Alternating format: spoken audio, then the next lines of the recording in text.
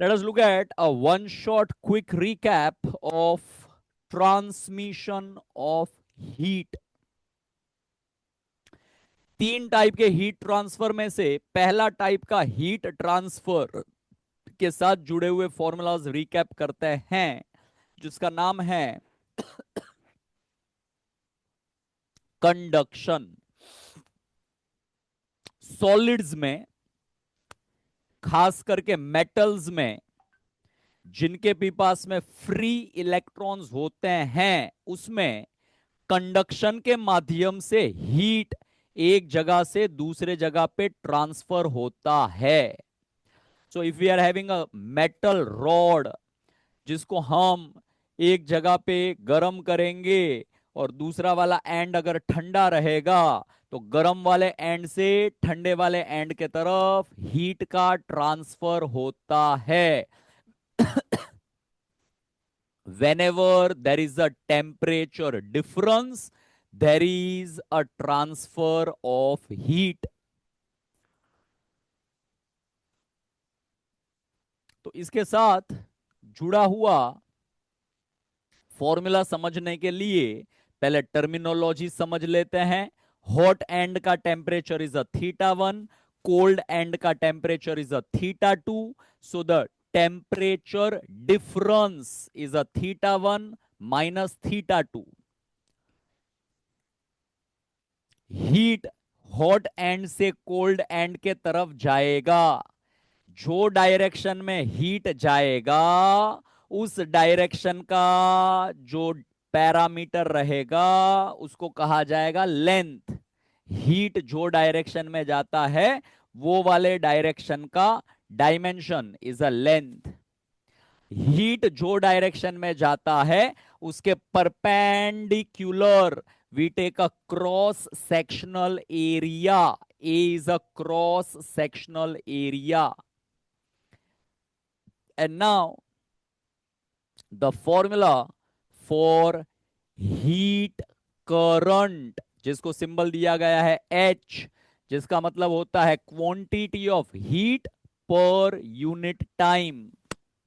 And heat current Q by T का formula है K A delta theta by L.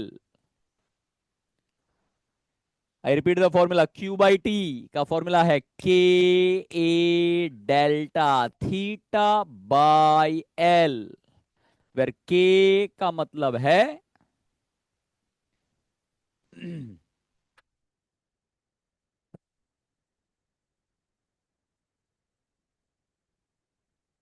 Where K का मतलब है coefficient of thermal conductivity.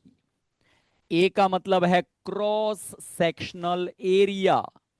Delta theta is a temperature difference and L is a length of the conductor. अगर हमारा steady state achieve नहीं हुआ रहेगा, स्टेडी स्टेट का मतलब है हर जगह पे टेम्परेचर का फिक्स हो जाना, that is a steady state. Non steady state का मतलब है अभी भी अलग अलग जगह पे थर्मोमीटर का टेम्परेचर चेंज होते रहना, that is a non steady state. तो नॉन स्टेडी स्टेट में इक्वेशन ऐसे लिखी जाती है, d Q by d T is equals to K A d theta by d X. And the negative sign indicates जैसे जैसे हम आगे आगे आगे आगे आगे जाएंगे, वैसे वैसे वैसे टेम्परेचर कम कम कम कम कम होता जाएगा। That is a meaning of the negative sign. Thermal resistance का फॉर्मूला होता है R is equals to L upon K A. L is the length of the conductor, K is अ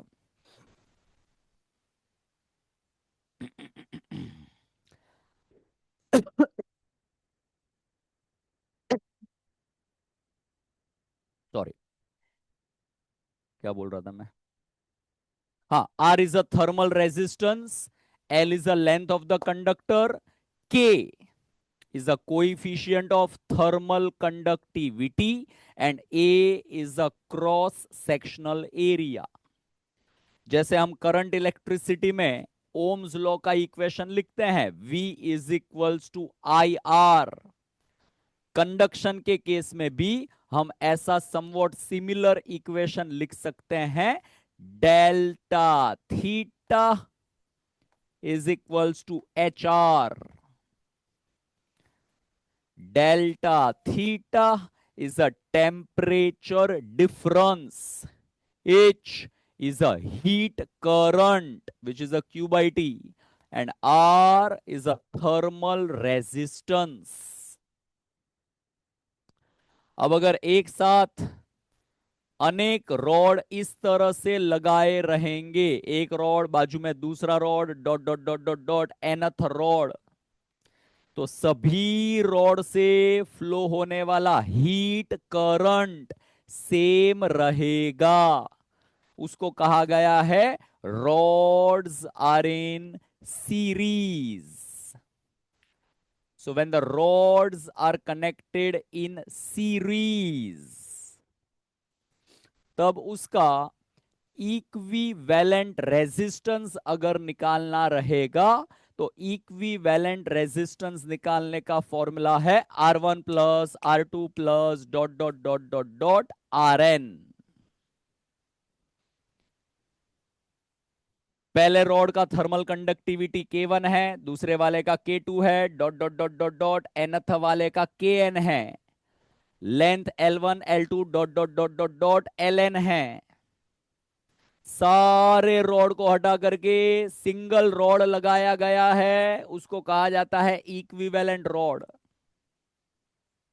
और उसका थर्मल कंडक्टिविटी कितना रहेगा, that is nothing but the equivalent thermal conductivity, and the equivalent thermal conductivity find करने का formula होता है L1 plus L2 plus dot dot dot dot dot Ln by L1 by K1 plus L2 by K2 plus dot dot dot dot dot Ln by Kn. If we are having n slabs of the equal length, तो numerator में सभी की जगह पे L plus L plus L plus dot dot dot dot dot कितने L, तो answer है NL. Denominator में इधर भी L L L L, सभी L कॉमन, ऊपर नीचे L कैंसल, तो फॉर्मूला बन जाएगा n upon 1 upon K1 plus 1 upon K2 plus dot dot dot dot dot 1 upon Kn. And if we are having two slabs of equal length connected in series, then equivalent thermal conductivity का formula बनता है 2 K1 K2 by K1 plus K2. अगर हमने rods इस तरह से लगाए, एक रॉड के नीचे दूसरा रॉड के नीचे तीसरा rod, dot dot dot dot dot nth rod, ये एंड पे कुछ एक सेम टेम्परेचर रहेगा सभी रॉड का, लेट से θ1, और ये एंड पे सभी रॉड का कुछ एक सेम टेम्परेचर रहेगा, लेट से θ2. तो पहले रॉड के across temperature difference is a θ1 minus θ2, दूसरे रॉड के अक्रॉस टेम्परेचर डिफरेंस सेम, तीसरे सेम, लास्ट सेम, सभी रॉड के अक्रॉस टेम्परेचर डिफरेंस सेम रहेगा, तो उसको कहा जाएगा rods are connected in parallel. तो सारे रॉड्स को हटा करके सिंगल रॉड बिठाना रहेगा, तो उसका थर्मल कंडक्टिविटी कैसे मिलेगा, उसके फॉर्मूलाज अभी हम देखने वाले हैं.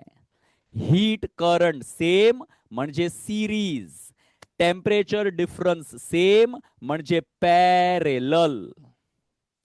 So when the slabs are in parallel, the equivalent resistance का फॉर्मूला होता है 1 upon R equivalent is equals to 1/r1 plus 1/r2 plus dot dot dot dot dot 1/rn।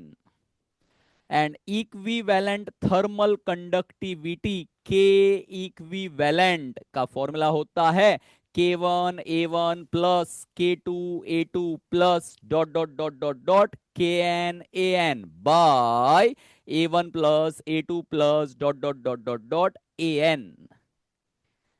अगर सारे के सारे रॉड्स आइडेंटिकल रहेंगे, सभी के क्रॉस सेक्शनल एरिया सेम रहेंगे, तो यहां पर ए कॉमन, डिनोमिनेटर में ए प्लस ए प्लस ए प्लस कितने ए, एन टाइम्स ए, ऊपर नीचे a and the a will be getting cancelled and hence we get the result k1 plus k2 plus dot dot dot dot dot kn by n। and if we are having the two slabs in parallel then k equivalent का formula बनता है k1 plus k2 by 2। now these are the formulas from the conduction part। Convection part में सिर्फ theory है, convection part में कोई formula नहीं है। पानी कैसे गर्म होता है, convection. Land breeze, sea breeze is a convection, no formula, only a theory. And hence we are directly heading towards the radiation. कोई भी सरफेस पे हीट एनर्जी गिरेगा तो कुछ पार्ट सरफेस एब्जॉर्ब कर लेगा, कुछ पार्ट टकरा करके रिफ्लेक्ट हो जाएगा और कुछ पार्ट ट्रांसफर होकर के आगे बढ़ेगा। So as per the law of conservation of energy, the quantity of heat falling on the surface is always equals to quantity of heat getting absorbed plus reflected plus transmitted। अलग अलग material का अलग अलग property होता है। कोई material ज्यादा absorb करेगा, कोई मटेरियल ज्यादा रिफ्लेक्ट करेगा, कोई मटेरियल ज्यादा ट्रांसमिट करेगा। ये Q को अगर मैं डिवाइड करवा दूं सब जगह से तो इधर बन जाएगा QA by Q plus QR by Q plus QT by Q और यहां पर बचेगा 1। और ये तीन रेशियो को तीन कोइफिशिएंट बनाए गए हैं। QA बाई Q का नाम है coefficient of absorption, QR by Q का नाम है coefficient of reflection, QT by Q का नाम है coefficient of transmission. And this is the identity A plus R plus T is always equal to 1।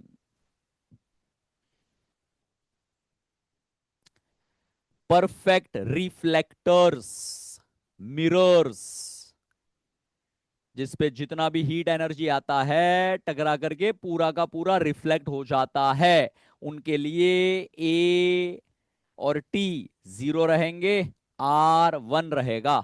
जितना हीट आएगा पूरा का पूरा रिफ्लेक्ट। परफेक्टली ब्लैक बॉडी, ऐसे बॉडी जिसपे गिरने वाला सारा का सारा हीट एनर्जी एब्जॉर्ब हो जाता हो, उसको कहता है परफेक्टली ब्लैक बॉडी, जिसके लिए R और T 0 रहेगा, कोइफिशिएंट ऑफ एब्जॉर्प्शन 1 रहेगा। परफेक्ट ट्रांसमीटर के लिए A और R 0 रहेगा और T 1 रहेगा। एथरमेनस सब्सटेंस, ऐसे बॉडी जो हीट एनर्जी को अपने से जरा भी ट्रांसमिट होने नहीं देता है, उसका T 0 होता है। Athermanous, opaque to the heat radiation. And the diathermanous substance मतलब ऐसा बॉडी जो अपने से हीट एनर्जी को जो है ट्रांसमिट होने देता है, that is a diathermanous. Now emissive power, absorptive power and emissivity. Emissive power का फॉर्मूला है Q by AT. Quantity of heat energy emitted, sorry, quantity of heat energy, अच्छा मैं वापस से रिपीट कर देता हूं. एब्जॉर्प्टिव पावर, अगर मैंने कुछ वर्ड गलत बोला हो तो एब्जॉर्प्टिव पावर का फॉर्मूला है Q बाई AT. Q का मतलब है quantity of heat energy absorbed per unit area per unit time. Emissive power का फॉर्मूला है Q by AT. Quantity of heat energy emitted per unit area per unit time. And emissivity small E का formula है emissive power of ordinary body to the emissive power of perfectly black body. And now Kirchhoff's law कहता है coefficient of absorption is always equal to coefficient of emission, or you can say emissivity. The body which is the best absorber is the body a best emitter. जो poor absorber रहेगा वो poor emit करेगा.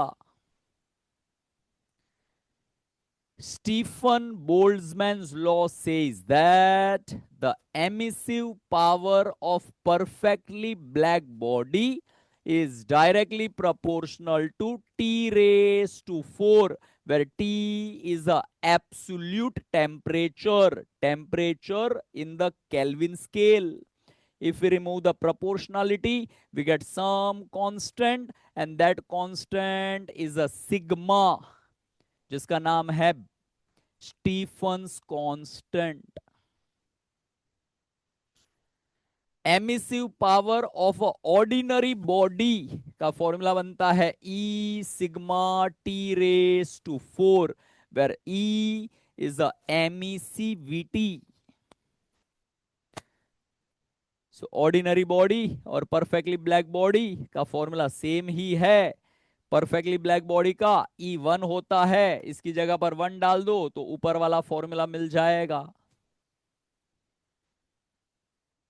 And now Stefan Boltzmann भाई साहब के basis पे अलग अलग टाइप के सवाल जो एग्जाम में पूछे जाते हैं. सवाल नंबर 1, रेडियंट एनर्जी मतलब कितना एनर्जी एमिट होएगा. मतलब बेसिकली अपने को Q चाहिए, Q. तो पिछले वाले फॉर्मूला में से ये जो AT है इसको राइट में शिफ्ट कर देने का तो Q का फॉर्मूला बन जाएगा. तो क्या बनेगा Q का फॉर्मूला? तो आंसर है sigma AT T raise to 4. Sigma AT T raise to 4. छोटे टी का मतलब है टाइम, बड़े टी का मतलब है टेम्परेचर. नंबर 2,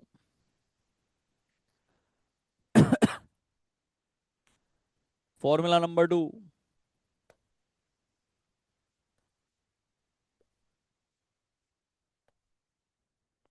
रेडियंट पावर का मतलब होता है Q by T.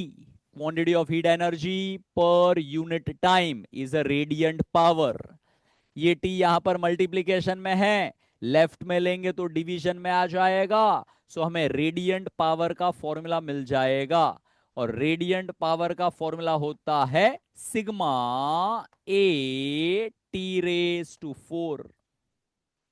Sigma AT raise to 4.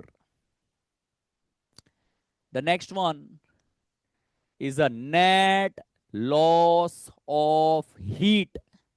Net loss of heat का मतलब होता है कितना हीट एनर्जी एमिट किया माइनस कितना हीट एनर्जी एब्जॉर्ब किया. That is a net loss of heat. And net loss of heat का फॉर्मूला है sigma A T T raise to 4 minus T naught raised to 4. T is the temperature of the body. T naught is the temperature of the surrounding. Rest everything is having the same meaning. And the last is the rate of loss of heat. का मतलब है net loss of heat per unit time. तो ये वाला time left में लेंगे तो वो टाइम डिवीजन में आ जाएगा. तो rate of loss of heat का फॉर्मूला बन जाएगा sigma A T raise to 4 minus T naught raised to 4, where T is the temperature of the body and T naught is the temperature of the surrounding. And now the Newton's law of cooling and the Stephen's law of radiation, ये दोनों कब लगाने के? तो जब body का temperature और surrounding का टेम्परेचर बहुत ज्यादा रहेगा. Let's say the body is a sun and the surrounding is a earth. Let's say the body is at a 5000 degrees Celsius, the surrounding is at 100 degrees Celsius. The temperature difference is huge. Then think about the Stephen's law of radiation. Radiation from the sun, radiation from the star. जब body का temperature और surrounding का temperature का difference बहुत कम रहेगा. Body is अ चाय and the surrounding is the environment. The chai is at a 80 degrees Celsius, the surrounding is at a 30 degrees Celsius. The body is a garam pani, the garam pani is at a 50 degrees Celsius, the surrounding is at a 20 degrees Celsius. जब temperature of the body and the temperature of the surrounding कम रहेगा, difference कम रहेगा, तब Newton's law of cooling लगाने का, जो कहता है d theta by dt. d theta by dt is directly proportional to theta minus theta naught. d theta by dt का नाम है रेट ऑफ कूलिंग. थीटा का नाम है temperature of the body. Theta naught का नाम है temperature of the surrounding. So the theta minus theta naught is a excess temperature. अगर सवाल बोलेगा बॉडी थीटा 1 से थीटा 2 जा रहा है तो average temperature of the body कैसे मिलेगा? तो आंसर है theta 1 plus theta 2 by 2. D theta by d T कैसे मिलेगा? तो आंसर है theta 1 minus theta 2 by T. And the theta naught is the temperature of the surrounding. K is some constant. Proportionality hataya to we got a constant. So this is a Newton's law of cooling. सवाल में जब भी ऐसा बोला हो cooling, सवाल में जब भी बॉडी और सराउंडिंग का टेम्परेचर डिफरेंस कम हो, तब आपको basically Newton's law of cooling जो है ध्यान में आना चाहिए. Most of the Newton's law of cooling के सवाल ये इक्वेशन का इस्तेमाल करके रेशियो लेकर के सॉल्व होते हैं. And then radiant power versus wavelength का ग्राफ अगर प्लॉट करेंगे तो अलग अलग बॉडी से रेडिएट होने वाला हीट एनर्जी कौन से वेवलेंथ पे रेडिएट होएगा. सो ग्राफ कुछ ऐसा बनता है. This is how the graph looks like at one temperature, let's say 3000 kelvin. At some other temperature, the graph is like this. At some other temperature, the graph is like this. कोई भी temperature पे graph देख लो, पहले radiant power बढ़ रहा है, एक wavelength पे रेडियंट पावर मैक्सिमम हो रहा है, और फिर रेडियंट पावर घटना शुरू कर रहा है. It is increasing, becoming a maximum and then decreasing. तो जो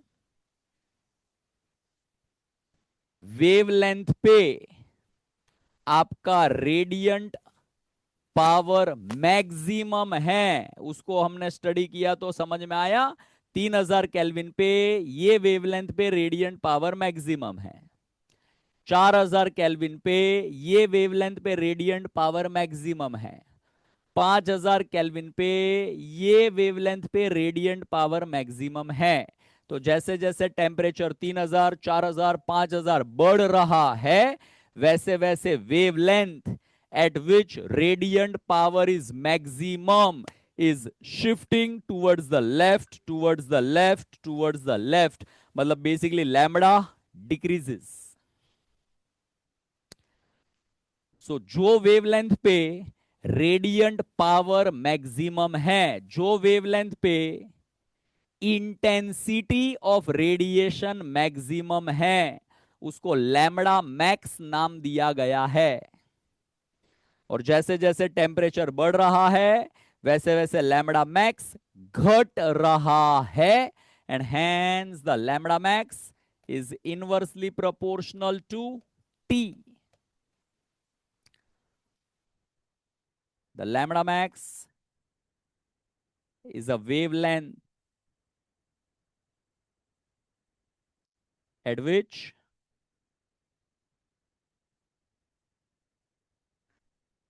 intensity of radiation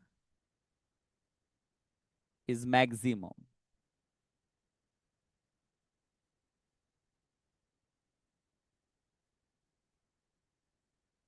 And if I remove the proportionality, I will be getting some constant, and that constant is B, और B का नाम है Wien's constant, and hence the formula lambda max is equals to B by T.